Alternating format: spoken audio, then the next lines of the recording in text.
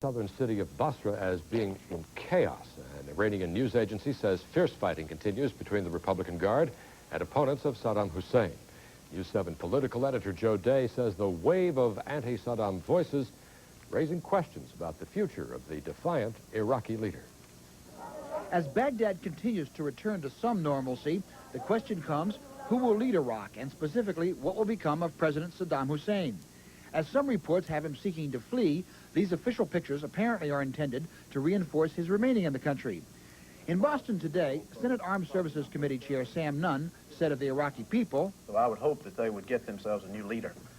Now, in getting that new leader, what we have to understand in the West, that part of the world is more complicated than we might think. The new leader may not be the kind of person we want. I haven't spied any Thomas Jeffersons running around in the country of Iraq. Nunn says the U.S. and its allies can't dictate to the people of Iraq, and that's the Bush administration's position too. Yes, we would like them to move towards a more democratic structure, but we're not going to dictate terms to them. That Saddam Hussein will not relinquish power voluntarily is the view of BU professor Farouk El-Baz. He is a very tough man, and he lived on power, and he thinks that he really should be on top of the heap. And he will either have to be removed by force or convinced by the rest of the party members that his ouster is essential to keeping the country intact, and therefore he would not be able to stay in Iraq and then seek asylum somewhere. Now, I can see in Baghdad today an incredible apprehension of the situation and fear of what might come next, because they know now that the army was devastated. They know now that many people that wanted to oust the Ba'ath will begin to flex their muscles, and they will be afraid that the country will be cut up into pieces with additional civil war and perhaps destabilization for a long time to come. We should stress that the reports of what amounts to revolution against Saddam Hussein come mostly from Iranian sources, many of whom would like to see him overthrown. And so far, most of these reports cannot be independently confirmed. Ardeep? Thank you, Joe Day. And Iraqi refugees told... Puerto Rico, the shining star. The search for peace began even before the end of the war in the Gulf. Pope John Paul II today opened a two-day Vatican conference to study ways the Catholic Church can counter religious divisions resulting from the war. The Pope said respect for territory's integrity and an end to arms sales are essential to peace. Arms sales played a major role in Iraq's ability to invade Kuwait. Arms from Jordan were found in Iraqi bunkers in Kuwait City. Such sales could divide the Arab world and block the road to peace. Boston University professor Farouk El-Baz knows Jordan's King Hussein personally. He joins us again tonight. How much did Jordan siding with Iraq actually hurt the chance for a lasting peace? A lot of people will be asking that question. What is your opinion? Well, I think Jordan was in a very tough position, and the King of Jordan has announced from the outset that he was against the invasion of Kuwait. Nonetheless, he sided with Iraq in at this time, and I really think that did hurt his image in the West quite a bit. But I also think that he is also a survivor that knows that he did that in order to control his mostly Palestinian population, and he will be able to get back among the peace-loving nations. On the subject of surviving, what do you think is the immediate future or the long-range future for Saddam Hussein?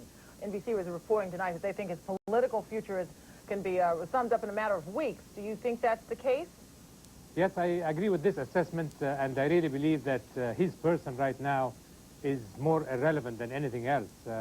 It is very important now to think about keeping the country of Iraq intact. And it's one of two things. Either the Ba'ath party would wise up and begin to hold the country back under a different umbrella, or else the Ba'ath party, all of it, has to leave the scene. And the Saddam Hussein himself should not figure very prominently in the discussion, because his person is no longer as important as it used to be. Well, all of these reports are coming in. If not a civil war has started, at least civil unrest, basically in the southern part of the country, which is the Shiite Muslim part of the country. How does Iran play a part of this in fanning the flames of the Shiite Muslims in Iraq, and what's going to happen in that part of the country? Well, until now, Iran has really been playing a very reasonable role. The uprising of the Shiites in southern Iraq can be exceedingly dangerous. because it will instill some sort of instability, and that might also encourage other groups like the Kurds to rise against the government, so that the southern part of Iraq must now be secured to continue to be part of Iraq, because no one would really benefit today from the breakup of Iraq into little countries, and the Shiites in Iraq have begun their revolt, so to speak, and they must have a better deal with the government from now on so that they can live in peace with the rest of the Iraqis. You said that Iran had played a reasonable role. Then do you believe Iran could take on any leadership role in this part of the world, or could any country take that, or is it too volatile?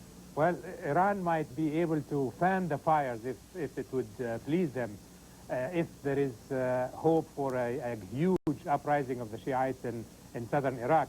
But I also believe that the Iranians might not want to see Iraq cut up into pieces, because an uprising of the Kurds in the north of Iraq, and they're taking up their territory to create Kurdistan, would also destabilize Iran, because there are more Shiites, more Kurds in Shiite Iran than in Iraq itself. So I don't really think the Iranians would like to see Iraq at this time break up into bits and pieces.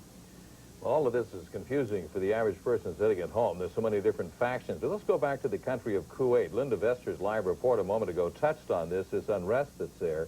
There are like 400,000 Palestinian workers who are in Kuwait, and apparently some action has been taken against them by irate Kuwaitis. What's the future of the Palestinians there? Well, Jack, this is a very good question, and it is a very important point to keep Kuwait in control, because of the fact that there will be hard feelings by some Kuwaitis against some of the Palestinians that played the game with Saddam Hussein. However, I heard it personally from the Minister of Interior of Kuwait himself while he was in exile in Saudi Arabia, Sheikh Salim al-Sabah, who said that we don't really intend to deal badly with the Palestinians, because they know for certain that some did side with Saddam Hussein, and some did not do anything, and some sided with the Kuwaiti resistance. So there are all kinds of Palestinians like all kinds of anybody else. So no one should really take the Palestinians in Kuwait en masse and hold them responsible for whatever was done. Professor Farouk El-Baz from Boston University, thank you again for joining us. Thank you. In other news around